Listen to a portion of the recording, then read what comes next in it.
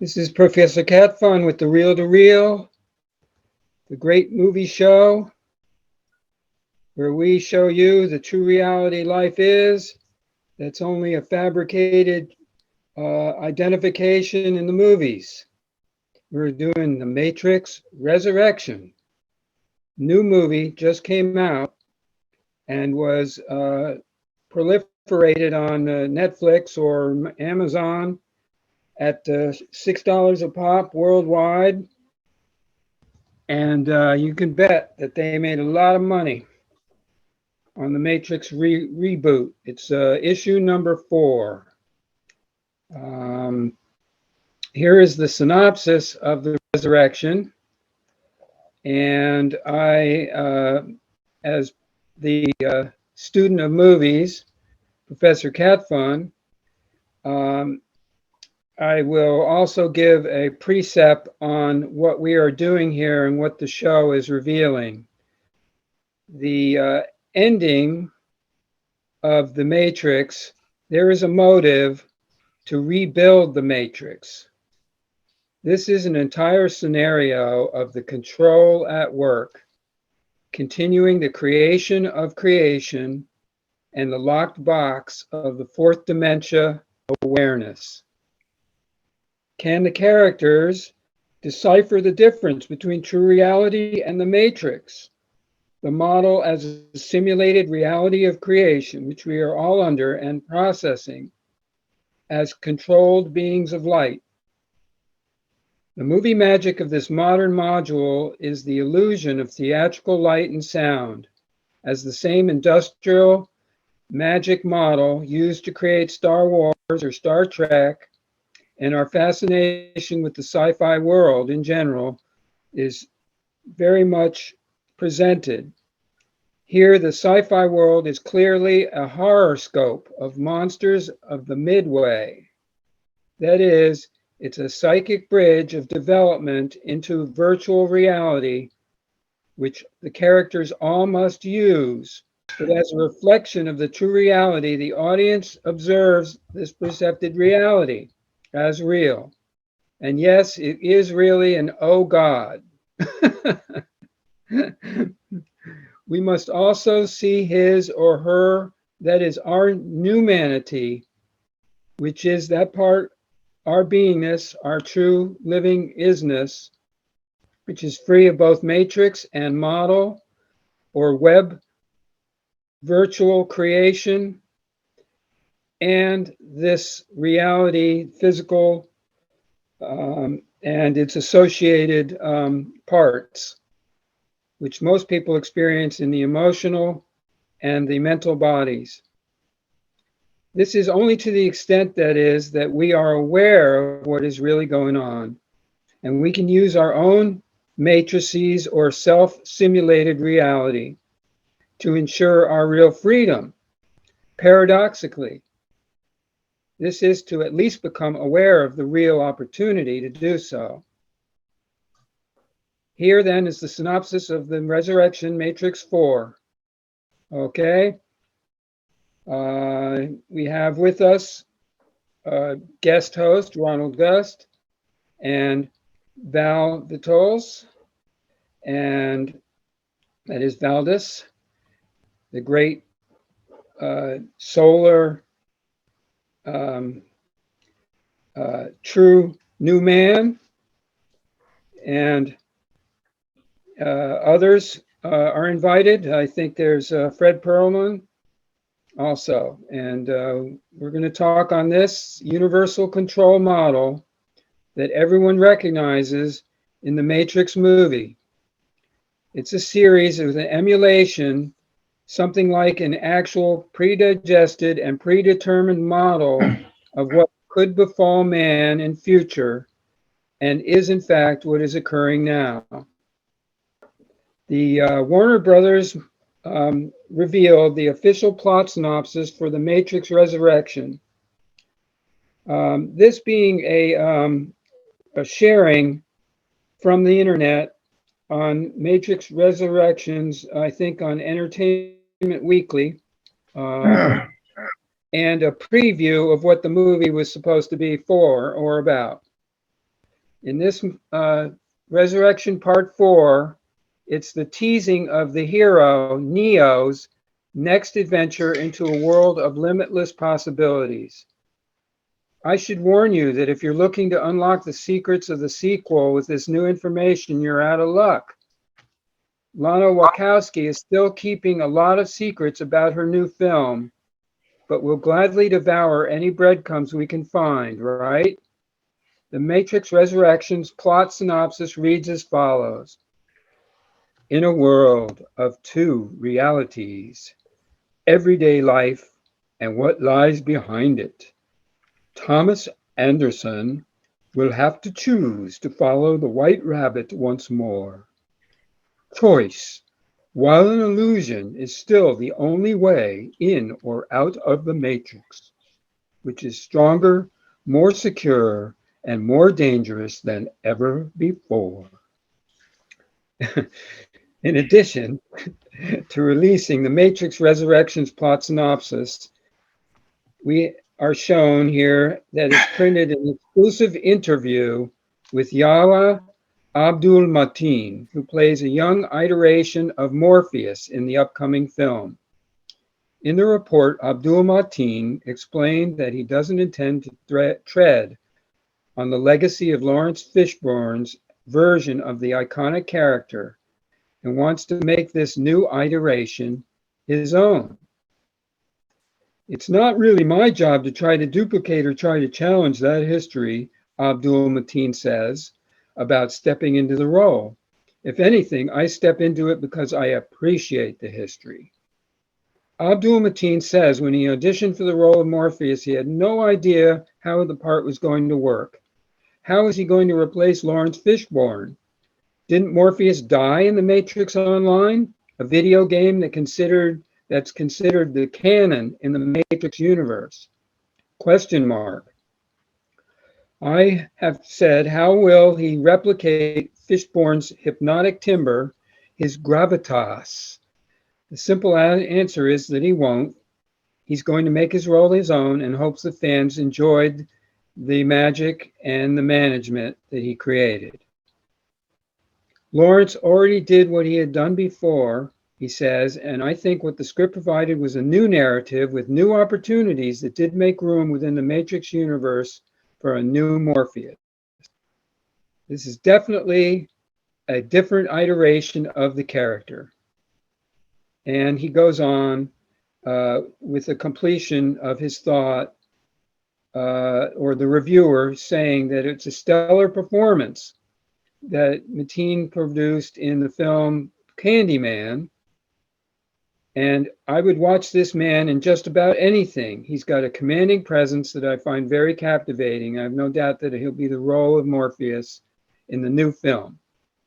Now, the Matrix Resurrection synopsis includes, of course, the Abdul-Mateen character of Morpheus. And yes, they need very much to provide this intense, dynamic, commanding presence on screen of what they're presenting to make the Matrix truly visible for mankind, and to develop the program which is being supported by the media mania, magic Hollywood Universal complex, in order also to be demonstrating how they actually are controlled by their own matrix, or the matrix of the fourth dimension that is so highlighted by these films, sci-fi, horror, and etc.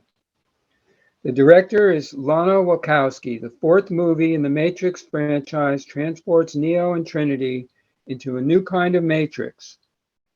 This is one that's been updated for the 2020s.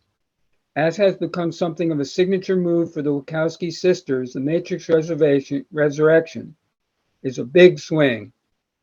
A lot of new characters with a lot of new rules added to this already complicated cyberpunk universe. which takes place in a dystopian future where humanity is at war with the artificial intelligence technology. If you're not paying close attention, you may miss some key plot details. Worry not, because the decider is here to help. And that means, interesting, the decider, I'm thinking, is sort of the Lord of the Matrix in a sense. And it could very well be a real being, in fact, with perhaps even that name. Nonetheless, Matrix Resurrections ending is explained, and whether there is a Matrix Resurrections post-credit scene as included in this plot summary. Matrix 4 opens much the same as The Matrix 1999.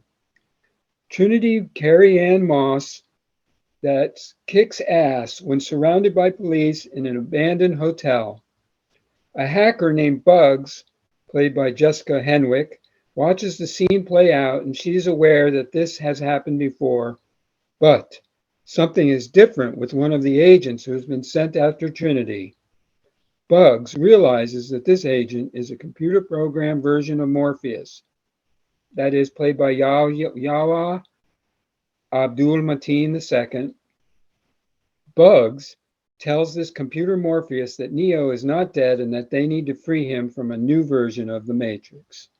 In the new version, Thomas Anderson, that's the Keanu Reeves original Neo character, is a world-famous video game designer in the modern day. His most famous game is a game called, you guessed it, The Matrix. He based the main character on himself, and the plot of the games is the exact same plot as the first 3 Matrix films. Thomas Anderson learns or shows that he has trouble distinguishing his game from reality, suffers from psychotic episode, and begins seeing an analyst, who's played by Neil Patrick Harris, after attempting to jump off his building's roof. The only thing that grounds him is the cute married woman who goes to his coffee shop named Tiffany. Things start to get bad again when his boss, Smith, played by Jonathan Groff this time, tells him they need to make a 4th Matrix movie. After a failed attempt to free Neo from this Matrix, that's quite interesting that it's all interrelated, the movie, the former movies, and the current movie exposition. Just very interesting about that. So, Bugs and the computer Morpheus successfully managed to wake Neo up. Much like the first film, he wakes up in a pod, but this time there is only one pod in the area. Neo knows it must be Trinity, who's also trapped in the new Matrix. That is, there's one other pod, excuse me. That's Trinity. And before he can save her, he is taken away by a machine. Now, that's the origin, the opening point, and plot point, and now we go into the entire synthesis aspect. Part 2. This is the difference with the Matrix 2 and 3 and the canon of the Matrix code. Yes, Bugs introduces Neo to her new crew, all of whom revere him as a hero.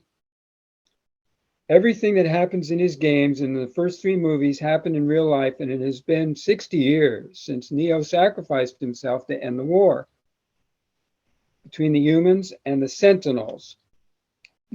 That's what happened at the end of the Matrix Revolutions. Things are different now. The humans work together with the machines, at least some of them, who call themselves synthients. However, not all of the machines are on the human side. There was a machine civil war when resources grew scarce, and the Sentinels are still evil. Also, programs can take a sort of physical form in the real world now, which is how computer Morpheus becomes a silvery man. Neo tells Bugs that he wants to save Trinity. Bugs tells him it will be extremely dangerous. He'll try. She will try. Bugs takes Neo to the new human city, which is Io. Interesting. To meet with his old friend Niobe, played by Jada Pinkett Smith, in an old age makeup. Niobe, by the way, in watching this movie, was exceptional, I think, as a character. And Niobe is now the general of the humans who are working on ways to make life better in the post-apocalyptic world, like by growing strawberries. Niobe has apparently stopped trying to save humans from the Sentinels because she wants to maintain the peace in Io. A new power has spread, she says. Niobe tells Neo that Morpheus was elected leader after Neo died, but didn't believe the new power was a threat because he thought Neo had saved them all for good. It is implied that Morpheus's denial led to his death and the destruction of Zion. When Neo tells Niobe that he's going to try to save Trinity no matter what, she imprisons him because she believes it will endanger the city. Almost immediately, Bugs and her crew break Neo out. They enter into the new Matrix to find Trinity and set her free, but they're controlled by Agent Smith, a program and Neo's old nemesis, formerly played by Hugo Weaving, the Australian. Smith explains that he's trapped in this new Matrix 2, which was designed by the analyst, aka Neo's therapist. Also, the Merovingian is there for some reason. Neo finds Trinity, but the analyst shows up and delivers a villain monologue, explaining that he resurrected both Neo and Trinity. For some mumbo-jumbo plot reasons, the analyst discovered he could create a very efficient energy-producing matrix if he keeps Neo and Trinity close to each other, but not actually together. When Trinity and Neo were actually together, bad things happen. But if he keeps Neo and Trinity yearning for each other, he keeps the new matrix running and keeps people in their pods. Postscript with that is that desire and attachment is a prime motivation or movement of the Dark Lord forces to continue the program of creation and the controlled matrix upon humanity. So that's the issue. Now we're working with a program named Sati in the Matrix. That is, Sati is a little girl in the previous movies, now played by Priyanka Chopra Jonas. Neo, Bugs, and the others hatch a plan then to extract Trinity's body from her pod. Sati's father designed the pods that were used to resurrect Neo and Trinity, so she knows all about it.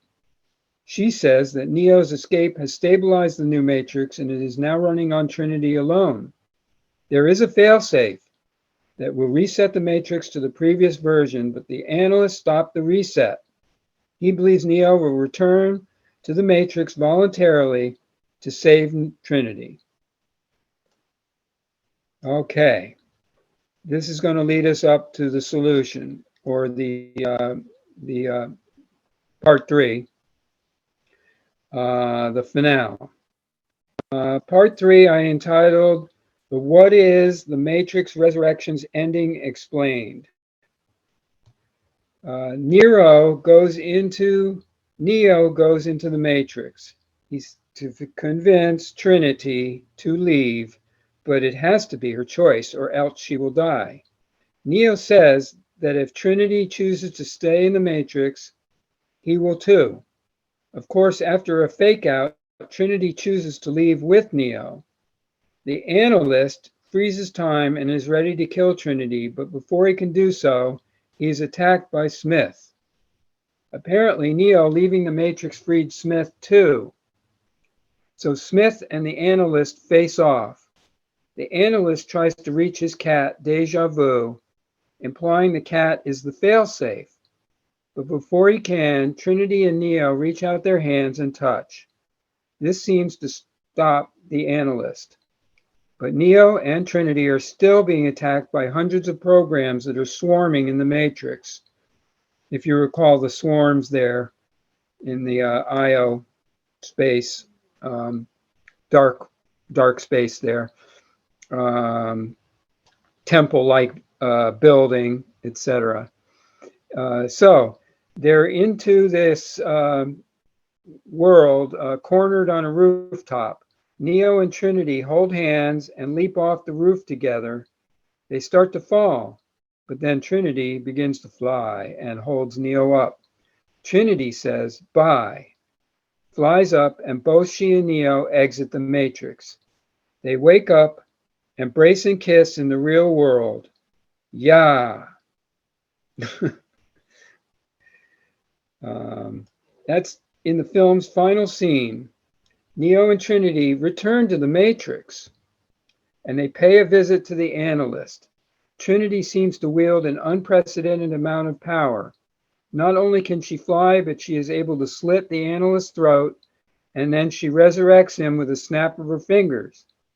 The analyst tells Neo and Trinity that the suits tried to activate the failsafe, but he knew it would be impossible without access to Neo and Trinity's source code.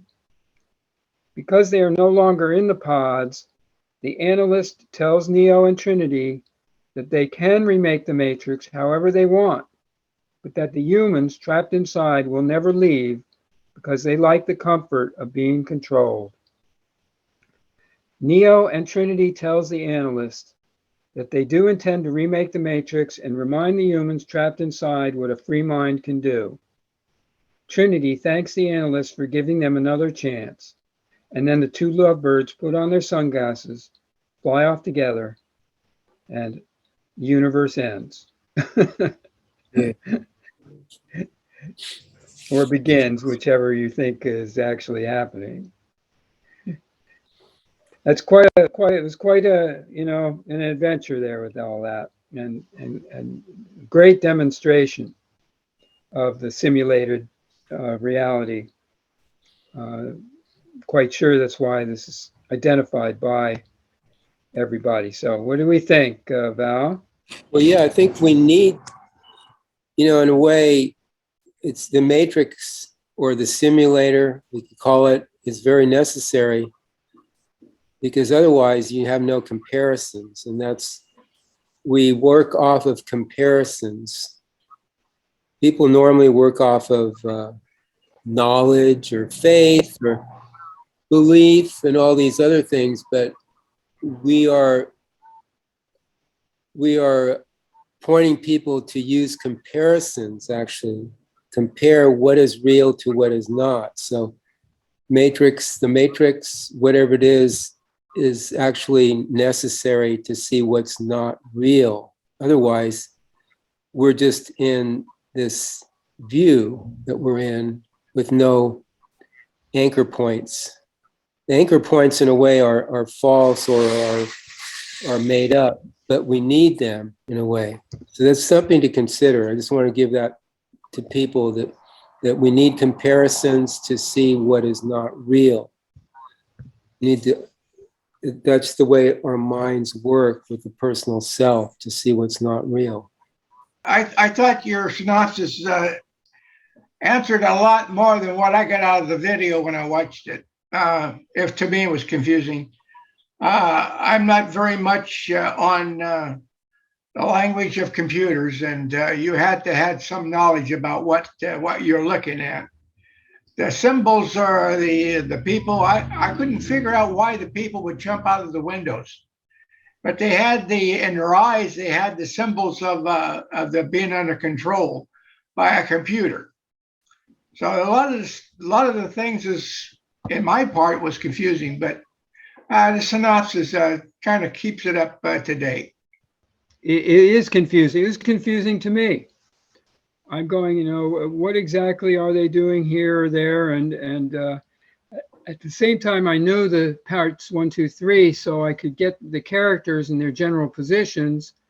And so even Smith, as an example, being the police of the Matrix, is a character who gets freed during one of the part 3 previous film, as was Neo, and Morpheus died, but is evidently resurrected. So the point being that, it points out something about the idea of resurrection, because or let's call it related to the Christian reborn idea, because they're not really reborn. Actually, all they're saying is, oh, yeah, I'm still alive and I didn't die in my past life, and here I am. And I'm going to be resurrected and then reborn again. In other words, they don't recognize that as the symbolism. They think they're going to be resurrected into some heaven after the body dies, and that's it. So the matrix here is representing a heaven that's supposedly the real heaven, or the ultimate of some kind, because you have such freedom to be able to do this and that, much more freedom, let's say, than we have physically, flying, jumping off buildings, etc. But beyond that, the whole thing is, of course, still under this control of the simulator and the decider. So that's where where they're all plugged into the machine in the back of their necks. Yeah, that gives them access into the matrix. Yeah, that's how they can enter and go in and out. They have to be plugged in. I don't see how that is a advantage to anybody being tied up to a machine. And the machine is telling you what to do or keeping you alive. That's sort of like you've lost your independence. And that's what's happening today. This AI is coming at us, and I guess that's what it represents, AI. That's what you got to look forward to. Boy. 100%. Well, you don't necessarily have to look forward to it, but like in my original, the first statement I made was about this opportunity, which is to become aware of this and to realize it's already ongoing. And as you become aware of the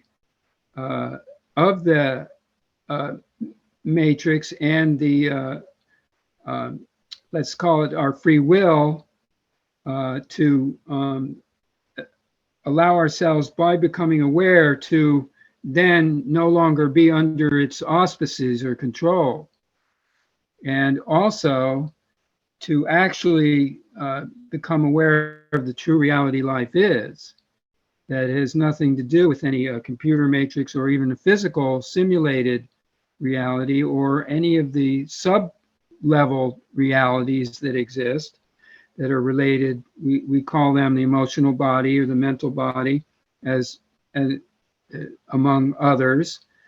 And but in particular, what you're mentioning, I think, relates to the subconscious, which is at the border of the whole lineup of everything that's in these created realities, where they can simulate thoughts that become realities and make those realities implants into people or beings so that they will accept them. And so this area that we have no ability, most people, or anyone hardly has any ability to access what they call the subconscious and actually see it operating or identify their operations. But that's what the people do in the Matrix movie. They're seeing these implants as that are manifested in different characters and different the monsters and the swarms and etc. all that are involved in this reality matrix that Smith is a key character there, as the cop presence.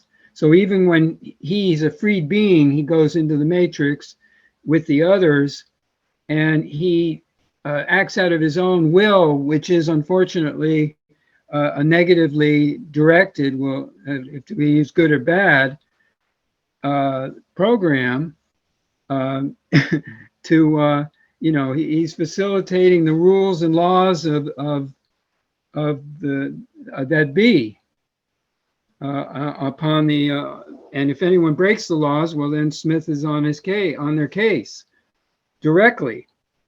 And he doesn't have to jump through, time to do it. He just goes there and he comes right through the mirror or the door or whatever, and he's right with that lawbreaker. That's how I see that. Val, any idea related to that?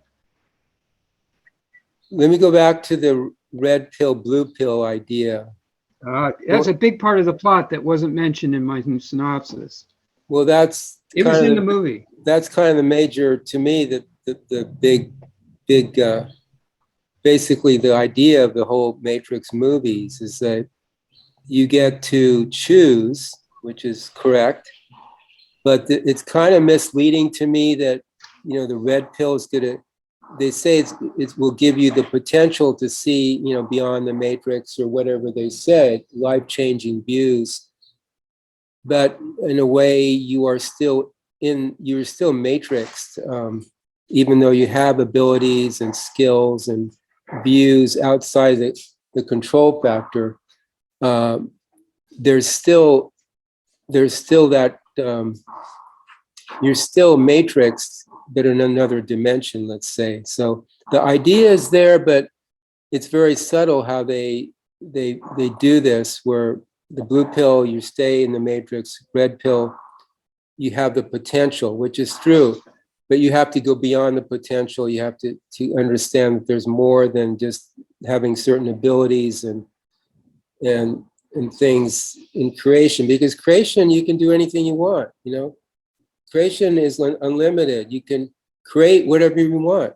Whatever's in your imagination, you can create.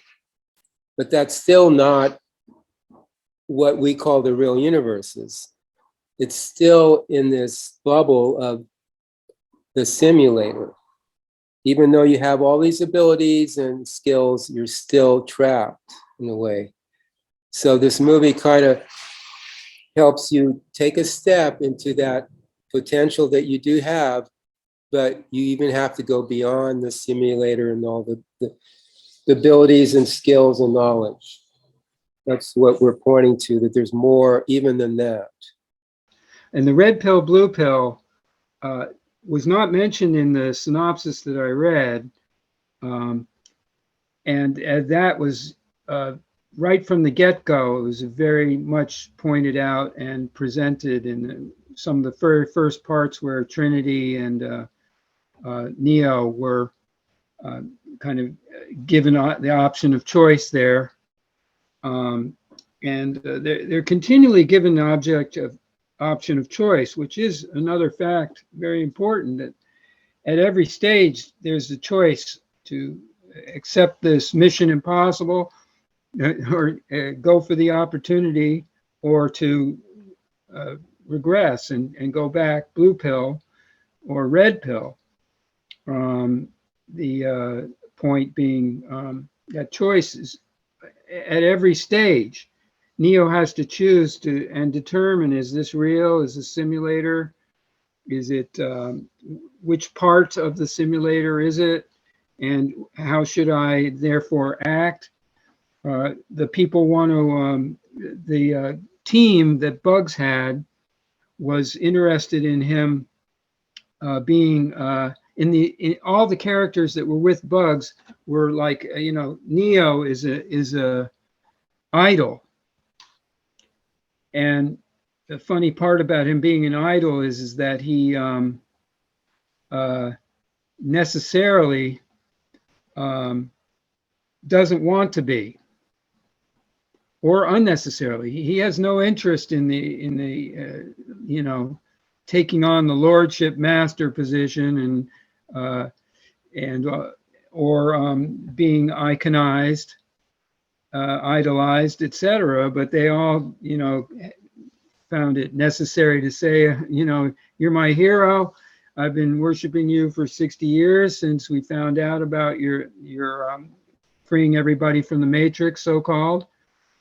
You know, when in fact he knows that he didn't actually do that. It was not accomplished, and that's really the whole paradox of the film. Ronald? Well, you could consider the blue pill as LSD. It keeps you locked into the matrix. Wouldn't that be another way of looking at it? And also, what was the name of Fishburne? I thought he was Morpheus. He was Morpheus. Yeah, I see he was in the back and stuffed. So I don't quite understand what that was about. I guess he is the idol. Well, the new guy was the new Morpheus. It's not the same character as the original movie. He played it quite differently also, but he also, that old Morpheus, Lawrence Fishburne, is dead. But in this, they say the new character is the new Morpheus. It would be almost like saying, well, it's not the old Jesus, it's the new Jesus. And he comes into in a certain role of savior, and he's working with Neo and against Smith and the Matrix creation. So that's how those things are lined up there with that. I don't know how you see that. You didn't see the movie. Well, you did watch it. So that black guy, is that character, and he's. Well, I thought he did a pretty good job at it. Oh, he was great. Yeah, great. I like the way the two battled it out in that isolated fish pond. So I still couldn't figure out why they were fighting it out and what that was about. Whether he was trying to get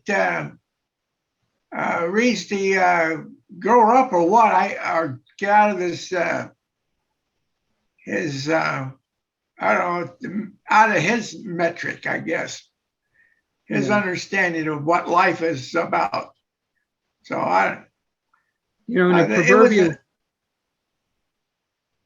this really is a confusing movie, and you have to almost have to have a background in all the other movies, the trilogies that they played. So I don't know. Think about it this way: if you have a dream, people think that the dream is not reality, and their perception of it is such that if a person finds out what their dream really was, many times they can't handle it. So there's this censor that delimits the perceptions and doesn't confront the individual on the actuality of what the dream is trying to say, or is saying, in fact. And it's not trying to say anything, it's a real experience. But that is the operation of the censor, which in a way you could call that related to the movie. The movie's a dream, and it's being censored for the population, because if the population really knew what was really going on, truly, that would be freak out time, and so they're not being given the whole thing all at once. It's being given in parts, and this Matrix part giving its parts as well, and the kind of in a way though, it's force feeding, because they are demonstrating where things could go or are going. And of course the censor is in there preventing humanity from actually knowing what's going on. And that's the issue. Well, the censors, you could look at the censors as how they're censoring the news today. That would be the same thing, controlling us through by controlling what information we get. This is typical. The church did this back in the old days when they all could speak Latin, and no one knew what the heck they were talking about. Yes. So what we're looking at is a new language, trying to interpret their new language, what their meaning of it is, and that's what I see it as. We're moving into a new computer age. They're going to control us, and they're going to use AI to do it. And this is just a synopsis of what's happening. Right. That's how I see it. Very good. That's a perfect proverbial completion of what this is. Another thing is that the young gal in there that I can't remember her name. She played a pretty much of a main role. they whispered a lot in this movie, and I found it very difficult to understand a lot of things she was saying. I missed a lot of the movie just because I couldn't understand her. And she's that character that's the doctor. And there was a different character in the original movies, but that's Will Smith's wife, Jada Pinkett Smith, and she was really, really good in this movie. And yes, it was hard to understand her. She was soft-spoken, but I think that reading the quotes of the things she said would be very opening of the consciousness on the whole film related that character Niobe. So and I thought that her makeup and just the whole presence there was really cool. Very much with identifying her as very important. That's the key new character in that sense, even though it was an original character too. But the original character was not in the Matrix. This character was in the Matrix, the doctor. That's interesting because she's healing she's acting as a healer. And at the same time, she's just working with all the illness that's in the Matrix and the people and the characters that are there. Of course, doctors in that sense, it's not about healing. It's about moderating symptoms and controlling negative effects and stuff like that instead of actual cure. But of course, she's willing to work with the cure team, which is supposedly Neo and Trinity, who are the powerhouses. And it's funny, that brings up one more important point, which is about the feminine influence. And in a way, Trinity, who is becoming a kind of godlike at the end, is representing the female god, or this goddess context that is being presented to women very strongly right now. They're being given this opportunity of actual freedom, but they're identifying it through the matrix that they're in of the feminine view. And I'm not trying to limit it, delimit them or delimit what's going on with that, but it definitely is very strongly presented here, especially in these two, in the Matrix characters, Niobe and the Dr. Healy, shaman, and the Trinity, who would be the independent, I don't mean to limit it by saying, the feminist, maybe call it pure feminist, but in that sense, you see, they also had the love affair part with Neo. And the final kiss is the big moment, so to speak, although I wasn't that convinced by that in chemistry terms there at the end of the movie. But, they are talking about a unity. There is an interesting relation to that, is that the Trinity human character in the movie with her family, and then they're in the Matrix, and the family shows up to take her back, and she's about to go out the door with them. And this is a key moment. And all of a sudden she says, no, I'm not doing that. I'm not going back to that old reality, the American dream and whatever, the La La Land. I'm here. And when she turns, then her family goes, what are you doing? Where are you going? And they start shape-shifting and turning into reptile, alien. I don't know if you remember that. Oh yeah, yeah. That was the kind of a shock that her family was really made up. Yeah, created by the Matrix. We always point to more than creation, and creation includes gurus, masters, religions, spiritual paths, everything, anything that anybody can imagine, that's creation. but there's more than creation. So get that. See if you can figure that one out. Thank you very much, everybody. Real to real, from the real universes, with the real cure, the new you.